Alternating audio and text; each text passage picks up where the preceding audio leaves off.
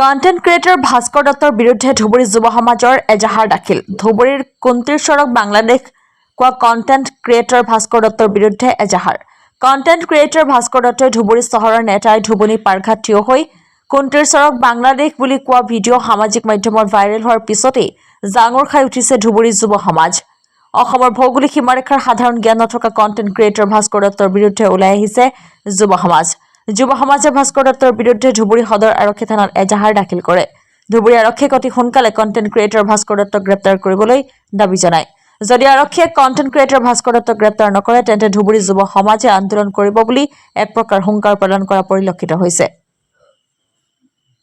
ধুবুৰী সেইটো অঞ্চলত আছোঁ যিটো অঞ্চলত ইটো পাৰে আমাৰ বাংলাদেশ বাংলাদেশ আৰু এইটো পাৰে নদী আছে, নাও আছে, মানুহ আহি আছে আৰু বোধ হয় এইটো পাৰে এনেকৈ পাৰে সেইটো পাৰ হৈ থাকে। বাস্তু চাবলৈ আহিলোঁ, কিন্তু এটা কথা মই ক'ম, যিসকলে বিহুৰ লগত জড়িত হুঁচৰি, ঢোল, পেঁপা, গগনা, আনকি ঢোল বনোৱা গগনা বনোৱা মানুহজনলৈকে তেওঁলোকক সঁচাকৈ নমন, কাৰণ তেখেতলোকেহে কিন্তু অসমৰ জাতীয় উৎসৱ যে বিহু ধৰি ৰাখিছে। নৰনাৰায়ণ সেইটো পাৰ হ'লোঁ, পাৰ হৈ পেলাই হয়, যোৱা পৰহি ৰাতি সামাজিক মাধ্যমৰ জৰিয়তে আমি দেখা পালোঁ যে এজন কণ্টেণ্ট ক্ৰিয়েটৰ তেখেত আমাৰ ধুবুৰীত আহি কেনে এটা ভিডিঅ' বনাইছে।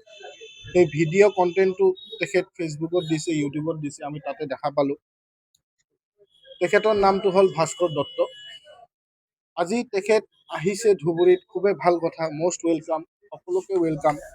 কিন্তু ধুবুৰীত আহি এই ২ নম্বৰী কামবোৰ কেলে কৰে? তেখেত আমাক এই ধুবুৰীৰ মাটিত থাকি কেনে, ধুবুৰীৰ মাটিত পিছফালে হলিমাৰী গাঁও পঞ্চায়তত দেখাই কেনে তেখেত কেনেকৈ ক'ব পাৰিছে যে এয়া বাংলাদেশী আহি বাংলাদেশৰ পৰা আহিছে, এইটো বাংলাদেশ হয়। তেখেতৰ নদী দি সেইফালে আমাৰ টাউনলৈকে আহিছে, যেতিয়া গাঁৱৰ পৰা তেতিয়া কৈ আছে যে বাংলাদেশী মানুহসকলে আহি আছে। কেনেকৈ ক'ব পাৰে? হু give him the right to চে লাইক ডেট? আমাৰ ধুবুৰীত তেখেত কি কৈছে যে বিহু নহয়। তেখেতক অধ্যয়ন কৰা উচিত, তেখেতৰ জেনেৰেল নলেজ নাই বুলি মই ভাবোঁ। তেখেত ধুবুৰী, হোৱাট ইজ ধুবুৰী, তেখেত নিজে এটা অধ্যয়ন কৰা উচিত। লাষ্ট 77 ইয়াৰ্ছৰ পৰা আমাৰ ইয়াতে বিহু সন্মিলন চলি আছে। চব জাগাতে আমাৰ ধুবুৰীত বিহু আমি উদযাপন কৰোঁ। তেখেত কেনেকৈ ক'ব পাৰে? কি পাৰিলে? কি হ'ল? তেখেত এই অকণমান ভিউচৰ কাৰণে আজি তেখেত নিজে ভাৰতবৰ্ষত অপমান কৰিলে। অকল ধুবুৰী বুলি নহয়, সেইফালে বাংলাদেশ আৰু সেইফালে ইণ্ডিয়া, আমাৰ ধুবুৰী, এয়া ধুবুৰী বুলি ক'লে কেনেকে? সেইটো কুৱেশ্যন মাৰ্কটো আমাৰ তেতিয়াহ'লে আমাৰ হেৰিৰ ওপৰতো, আমাৰ এডমিনিষ্ট্ৰেটিভৰ ওপৰত আহে, আমাৰ হোম মিনিষ্টাৰৰ ওপৰতো আহে। তাৰমানে তেখেত কি দেখাব খুজিছে যে বাংলাদেশৰ পৰা ধুবুৰীত মানুহ নাৱেদি আহে, আমাৰ ছিকিউৰিটিৰ ওপৰত কুৱেশ্যন আহিছে।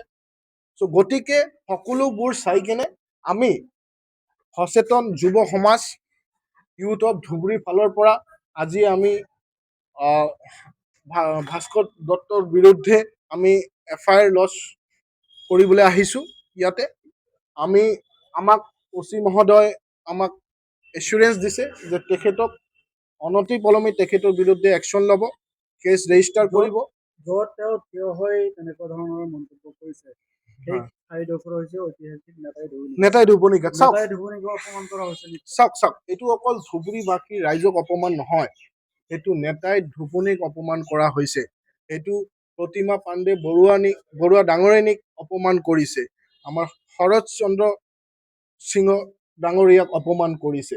এই আমাৰ ধুবুৰীৰ সকলো ঐতিহ্যমণ্ড ধুবুৰী, সকলো মিলা প্ৰীতিকে থকা ধুবুৰী, আমাৰ পাঁচপীৰ দৰগাহ অপমান কৰিছে, আমাৰ মহামায়া মন্দিৰক অপমান কৰিছে তেখেত। ধুবুৰী ইমান এটা ধুনীয়া এটা ঠাই, আমি সকলোৱে পিচফুলি ইয়াতে থাকিব বিচাৰোঁ, কিন্তু সেনেকুৱা 2-এজন কণ্টেণ্ট ক্ৰিয়েটৰ আহি কেনে আমাৰ মাজত আমাক ধুবুৰীত অপমান কৰি যাব। আমাৰ ধুবুৰীৰ ৰাইজ, যুৱ সমাজ কেতিয়াও বহি নাথাকে।